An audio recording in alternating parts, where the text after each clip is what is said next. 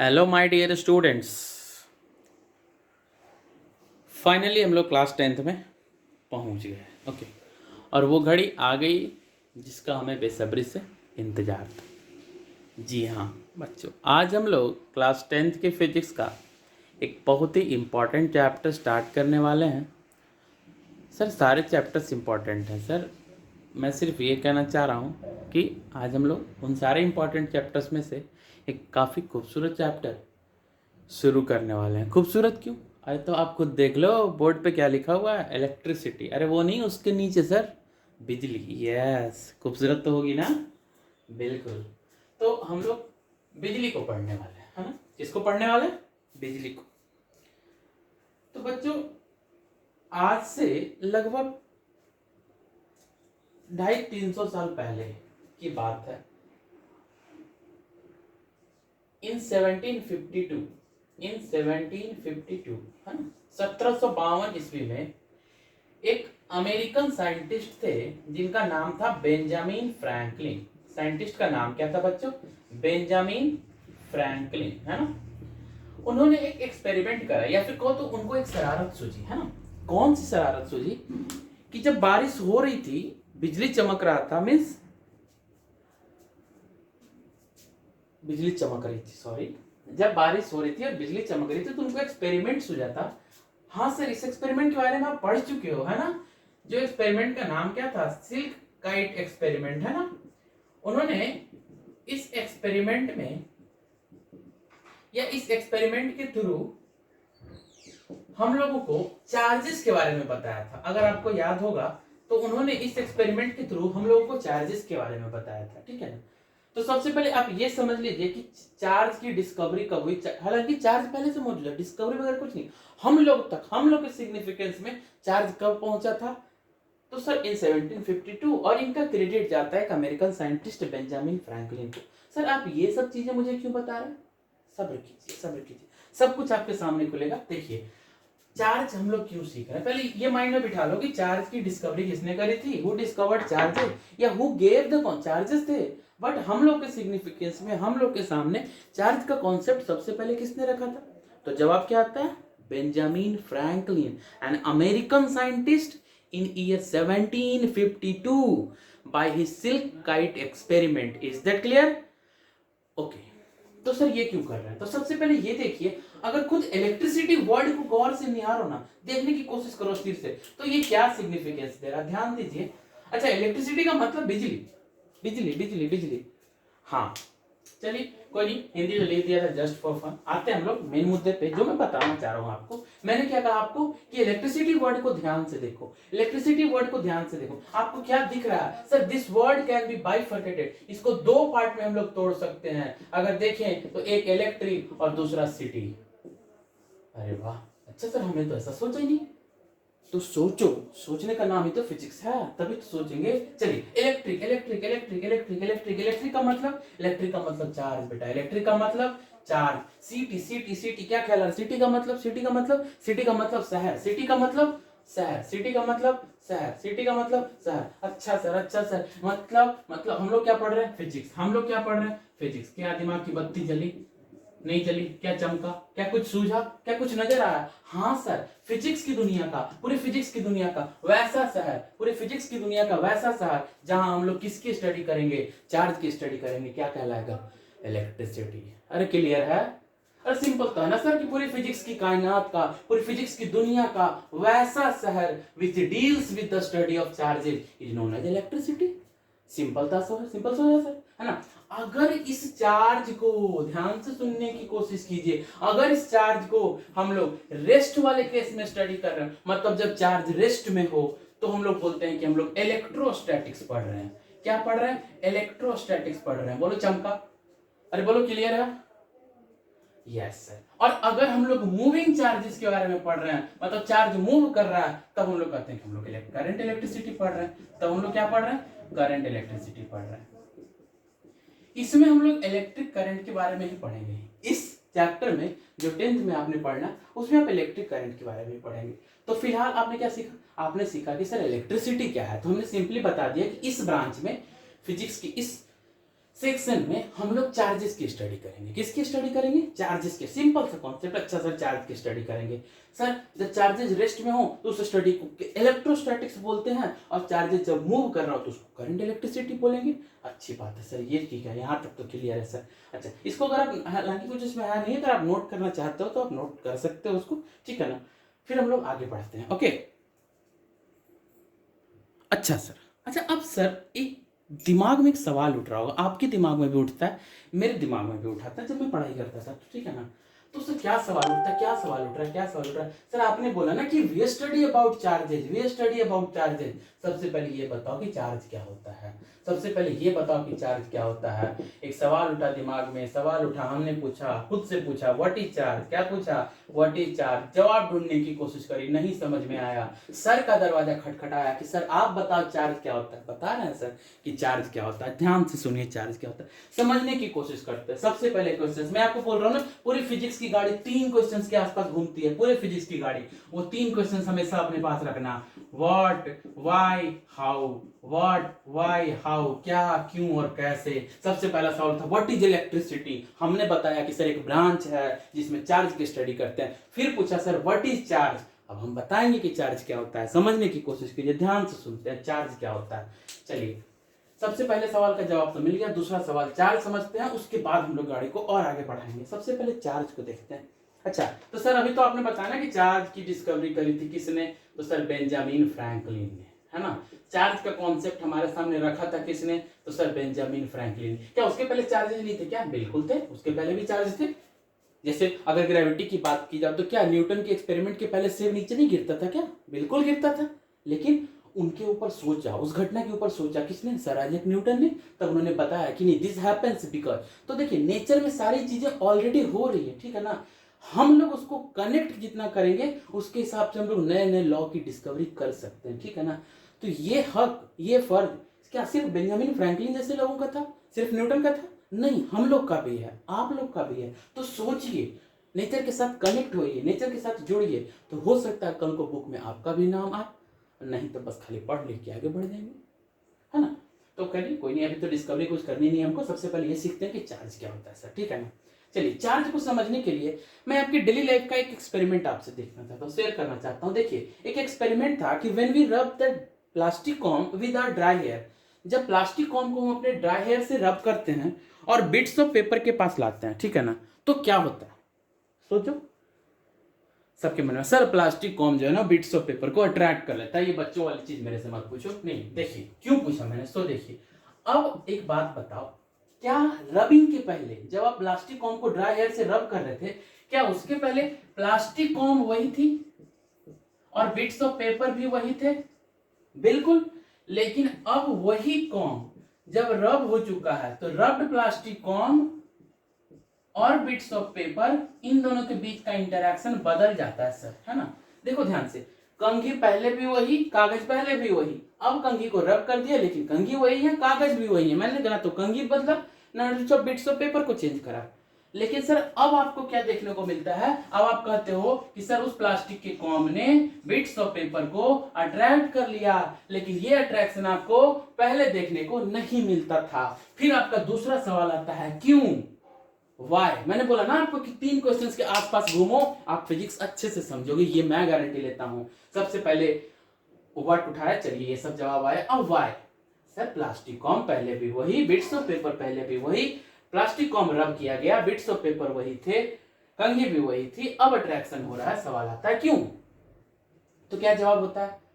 तब आपके मन में सर चार्ज हो गया, कंघिया चार्ज हो गया था, the plastic comb gets charged, है ना। मीन्स प्लास्टिक कॉम के पास उस रबिंग वाले इंसिडेंट के बाद एक स्पेशल प्रॉपर्टी ने जन्म लिया, उस स्पेशल प्रॉपर्टी को चार्ज बोलते हैं। तो सर उस स्पेशल प्रॉपर्टी ने किया क्या, तो सर उस स्पेशल प्रॉपर्टी ने प्लास्टिक कॉम को अट्रैक्शन के लिए मजबूर किया। किसको अट्रैक्ट करने के लिए? बिट्स ऑफ पेपर को, ठीक है ना। तो कुछ डेफिनेशन बनता बनता नजर आ रहा है, ठीक है ना। इन सबको तोड़ मरोड़ के अगर देखने की कोशिश करें, मिलाने की कोशिश करें, तो एक डेफिनेशन अच्छा सा खूबसूरत सा क्रिएट हो सकता है। क्या कि सर चार्ज क्या है, तो चार्ज एक प्रॉपर्टी है। चार्ज क्या है? एक प्रॉपर्टी है, किसकी? तो पार्टिकल्स की। क्या करता है? तो पार्टिकल को अट्रैक्शन के लिए मजबूर करता है। अच्छा सिर्फ अट्रैक्शन होता है क्या?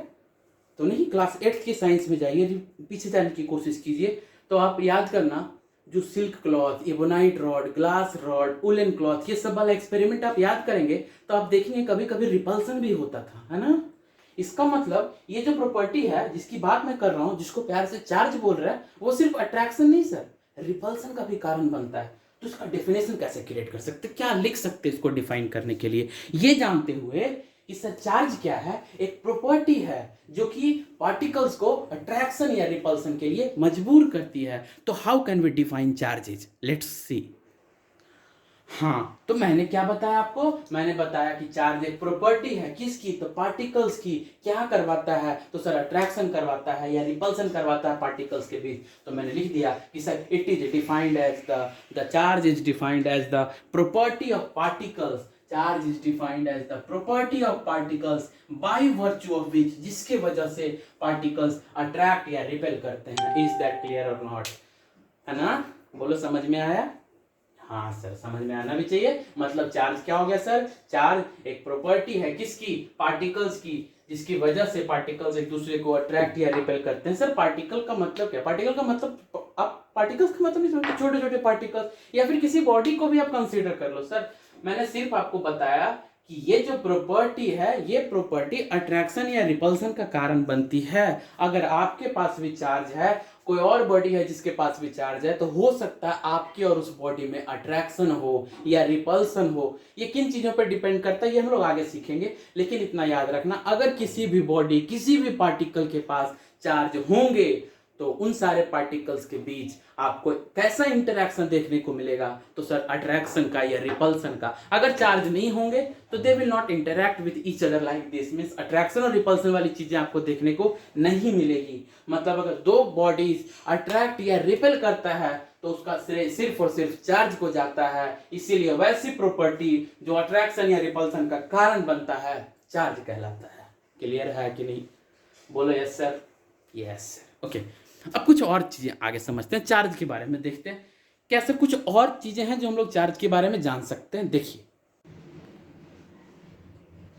ओके, तो क्या है जो कुछ चीजें हम लोग चार्ज के बारे में और एडिशनल जान सकते हैं। तो सबसे पहले मैंने क्या बताया आपको, चार्ज क्या थी सो हम लोग समझ लिए, ठीक है ना। कुछ और चीजें चार्ज के बारे में जानते हैं, तो some facts regarding charges, charges के रिगार्डिंग कुछ फैक्ट्स जो जानने लायक बातें हैं। सबसे पहला फैक्ट क्या लिखा मैंने कि they never exist independently in its. अरे सर प्रॉपर्टी है सर, तो इंडिपेंडेंट एग्जिस्टेंस क्यों होगा, उसको कैरी करने वाला कोई चाहिए ना। सिंपल सी बात है, मान लिया आप स्मार्ट हो, मीन्स आप स्मार्टनेस को कैरी कर रहे हो। सर आप स्मार्टनेस वाली कैरेक्टरिस्टिक को कैरी कर रहे हो। आप मार्केट से जाके स्मार्टनेस नहीं खरीद सकते। आप खूबसूरत होना चाहते हो तो आप खूबसूरती मार्केट से नहीं खरीद सकते, नहीं कि बाजार में बिक रहा है 2 किलो खूबसूरती दे दीजिए ना। अरे ऐसा नहीं हो सकता सब, क्योंकि वो प्रॉपर्टी है और प्रॉपर्टी को कैरी करने वाला कोई होना चाहिए। खूबसूरत इंसान हो सकता है, स्मार्ट बंदा हो सकता है, ठीक है ना, पागल आदमी हो सकता है, लेकिन पागलपन आपको कहीं रोड पे खुला नहीं दिखेगा। क्यों, क्योंकि प्रॉपर्टी का एग्जिस्टेंस तभी है जब उसको कैरी करने वाला कोई है। बिना कैरी करने वाले के प्रॉपर्टीज की कोई एग्जिस्टेंस नहीं होती। और क्योंकि चार्ज एक प्रॉपर्टी है इसलिए they never exist independently in nature, that is it is always carried bye, it is always carried bye, इसको हमेशा कैरी करने वाला होना चाहिए सम पार्टिकल और सम बॉडी, कोई पार्टिकल होना चाहिए या कोई बॉडी होनी चाहिए, है ना। सम पार्टिकल और some body which is known as, अच्छा उस पार्टिकल को हम लोग क्या बोलेंगे, तो सर चार्ज पार्टिकल बोलेंगे, which is known as charge particle और charge body, which is known as charge particle और चार्ज बॉडी, है ना। सिंपल, जो बॉडी या जो पार्टिकल उस चार्ज को कैरी कर रही है उसको आप चार्ज पार्टिकल या चार्ज बॉडी बोल सकते हैं। सर सिंपल सा कॉन्सेप्ट है ना। फैक्ट नंबर 2, दूसरा फैक्ट क्या कहता है, दूसरा फैक्ट कहता है charge is denoted by symbol Q, है ना। Charge is denoted by symbol Q, है ना। चार्ज को, अच्छा छोटा वाला क्यू भी आप यूज कर सकते हो, कैपिटल क्यू भी और स्मॉल क्यू, चार्ज को आप इस चीज से डिनोट करोगे, ठीक है ना। तीसरा fact, SI unit of charge is coulomb, SI unit of charge is, charge की SI यूनिट होती है कूलम, है ना। जिसको हम लोग कैपिटल सी से डिनोट करते हैं, है ना। The SI unit of charge is coulomb and CGS unit is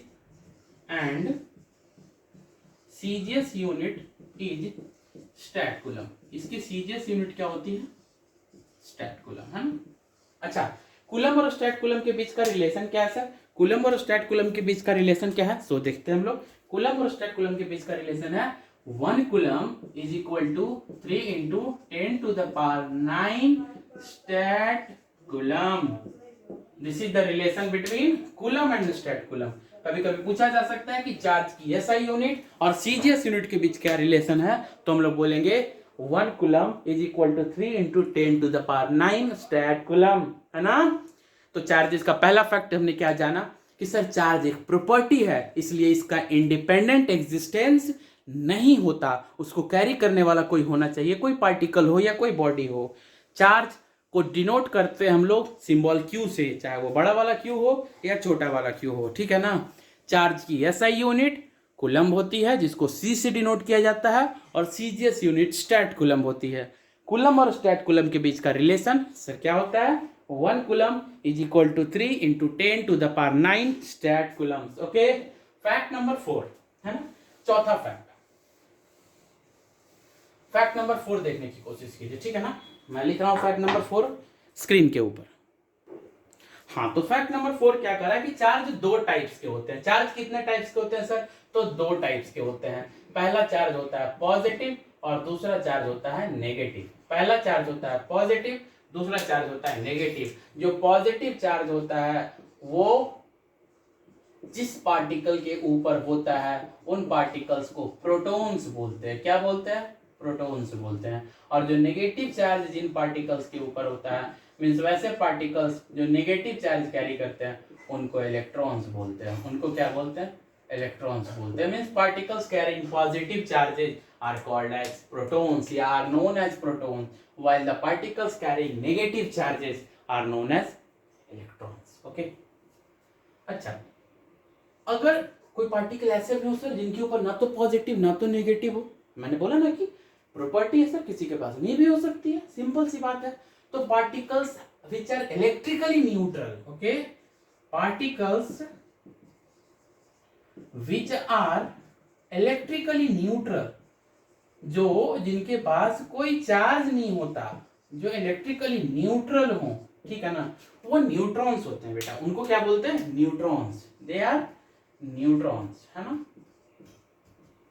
तो particles carrying positive charges are protons, particles carrying negative charges are electrons, while the particles which are electrically neutral are neutrons, are neutrons. Okay. अच्छा, अब आगे देखिए fact number 6, electron या फिर proton. तो लिखेंगे a proton carries, एक proton carry करता है a positive charge of, a proton carries, okay, तो मैंने क्या कहा? A proton carries a positive charge of, तो sir 1.6 into 10 to the power minus 19 coulomb. एक proton 1.6 into 10 to the power minus 19 coulomb का positive charge carry करता है। But वहीं अगर किसी इलेक्ट्रॉन की बात की जाए तो ये वे उसी मैग्नीट्यूड का 1.6 into 10 to the power minus 19 coulomb का नेगेटिव चार्ज कैरी करता है बाबू, जिसका मतलब आप बोल सकते हो कि minus 1.6 into 10 to the power minus 19 coulomb का चार्ज कैरी करता है। इसको देखिए, समझने की कोशिश कीजिए। अगर कोई पूछता है कि इलेक्ट्रॉन कितना चार्ज कैरी कर रहा है, आप minus 1.6 into 10 to the power minus 19 coulomb बोलें। क्यों? क्योंकि उसने सिर्फ आपसे पूछा है कि इलेक्ट्रॉन कितना चार्ज कैरी कर रहा है, मतलब आपको माइनस लगा कि उनको ये भी बताना है कि साहब इतने मैग्नीट्यूड का और नेगेटिव चार्ज कैरी करता है। बट अगर कोई इंसान आपसे पूछता है कि इलेक्ट्रॉन कितना नेगेटिव चार्ज कैरी करता है, मतलब ही और she has already stated that the electron is carrying negative charge. आप सिर्फ उसको मैग्नीट्यूड बताएंगे कि भैया 1.6 into 10 to the power minus 19 coulomb का नेगेटिव चार्ज कैरी करता है। लेकिन आपको प्रोटॉन के लिए टेंशन लेने की जरूरत नहीं, साहब पॉजिटिव कैरी कर रहा है ना, इसलिए परेशान नहीं होना। तो दिस वाज फैक्ट नंबर 6। चलिए आगे बढ़ते हैं फैक्ट नंबर 8 पे, सॉरी फैक्ट नंबर 7, है ना। फैक्ट नंबर 7, फैक्ट नंबर 7 क्या कहता है कि like charges repel, like charges repel, जो लाइक चार्जेज होते हैं वो रिपेल करते हैं each other, and unlike charges attract each other, और जो अनलाइक चार्जेज हैं वो अट्रैक्ट करेंगे, अट्रैक्ट ईच अदर, है ना, एक दूसरे को अट्रैक्ट करते हैं। अच्छा, ये जो इन दोनों के बीच का अट्रैक्शन होता है ना, चाहे वो रिपल्सन की बात की जा रही हो, ये रिपेल कर रहा हो, या जो अट्रैक्शन की बात की जा रही हो, इस इंटरैक्शन को हम लोग इलेक्ट्रोस्टैटिक इंटरैक्शन बोलते हैं। लिखेंगे this interaction is known as, this interaction is known as electrostatic interaction, this interaction is known as electrostatic interaction, है ना, इलेक्ट्रोस्टैटिक इंटरैक्शन। अच्छा, ये इलेक्ट्रो ऐसा नाम क्यों पड़ा सर, ऐसा नाम क्यों पड़ा, सोचने की कोशिश कीजिए। देखिए, इलेक्ट्रो बोले तो इलेक्ट्रो का मतलब तो सर चार्ज, और स्टैटिक मतलब रेस्ट, इलेक्ट्रो मतलब चार्ज और स्टैटिक मतलब रेस्ट, मतलब इन चार्जेस के बीच का ये जो इंटरेक्शन आपको दिख रहा है, रिपल्सन वाला या अट्रैक्शन वाला, ये तभी होगा जब चार्ज रेस्ट पे होंगे। ध्यान से सुनने की कोशिश कीजिए, मतलब जब चार्ज रेस्ट पे होंगे तभी अट्रैक्शन या रिपल्सन वाली प्रॉपर्टी शो करेंगे, तभी वो इस तरीके से इंटरैक्ट करेंगे, इसीलिए इसको इलेक्ट्रोस्टैटिक इंटरैक्शन बोलते हैं। और सर इस इंटरैक्शन के तहत, इस कैरेक्टरिस्टिक के तहत, इस बिहेवियर के अकॉर्डिंग अगर किसी इलेक्ट्रॉन को अगर किसी प्रोटॉन के पास लाया जाए तो वो दोनों एक दूसरे को अट्रैक्ट करेंगे। अगर किसी इलेक्ट्रॉन को किसी प्रोटॉन के पास लाया जाए तो दोनों एक दूसरे को क्या करेगा सर, अट्रैक्ट करेगा, ठीक है ना, दोनों एक दूसरे को अट्रैक्ट करेगा। लेकिन अगर दो प्रोटॉन्स का मुलाकात हो, दो प्रोटॉन्स की मुलाकात हो, मींस एक प्रोटॉन और दूसरे प्रोटॉन के पास आए, या फिर कोई एक इलेक्ट्रॉन दूसरे इलेक्ट्रॉन के पास आए, तो उन दोनों के बीच आपको क्या देखने को मिलेगा, तो सर रिपल्सन, दोनों एक दूसरे को रिपेल करेगा, दोनों एक दूसरे को रिपेल करेगा। Is that clear? सिंपल, अभी सिंपल तो पढ़ा हमने कि लाइक चार्जेस मींस जो एक जैसे चार्ज होते हैं, मतलब पॉजिटिव चार्ज को रिपेल करेगा, एक नेगेटिव चार्ज दूसरे नेगेटिव चार्ज को रिपेल करेगा, एक पॉजिटिव चार्ज दूसरे नेगेटिव चार्ज को अट्रैक्ट करेगा, मतलब एक इलेक्ट्रॉन एक प्रोटॉन को अट्रैक्ट करेगा, एक प्रोटॉन एक इलेक्ट्रॉन को अट्रैक्ट करेगा, दो प्रोटॉन्स के बीच रिपल्सन, दो इलेक्ट्रॉन्स के बीच रिपल्सन। Is that clear? तो दिस वाज फैक्ट नंबर 7। तो हमारी चार्जेस की ये वाली जर्नी स्टार्ट ही रहेगी, एक दो फैक्ट्स हम लोग और देखेंगे अगले वीडियो में, ठीक है ना, और उसके बाद हम लोग इलेक्ट्रिक करंट पे आएंगे, ठीक है ना। तो चार्ज को पहले अच्छे से समझ लें, उसके बाद हम लोग इलेक्ट्रिक करंट समझेंगे। क्यों? क्योंकि बेटा इलेक्ट्रिक करंट का मतलब ही होता है flow of charges, electric current का मतलब फ्लो ऑफ चार्जेस। तो जब तक आप चार्ज को नहीं समझेंगे आप चार्ज का फ्लो कहां से समझेंगे, ठीक है ना। तो पहले चार्ज को समझने की कोशिश कीजिए, जो यहां तक हमने पढ़ा इसको अच्छे से समझ के एक नोट डाउन कीजिए, बुक्स पढ़िए, ठीक है ना, बुक्स से लगाव रखिए। जितना ज्यादा बुक्स की आप स्टडी करेंगे ना उतना ज्यादा टर्म्स का ज्ञान होगा आपको, ठीक है ना, उतना ज्यादा कॉन्सेप्ट आपका क्लियर होगा। बाकी अगर कहीं भी डाउट हो तो आप मेरे से पूछिए, ठीक है ना, मैं आपको वो क्लियर करूंगा, ठीक है ना। तब तक यहाँ पर कीजिए और बाकी हम लोग फिर अगले वीडियो में मिलते हैं, तब तक के लिए गुड बाय।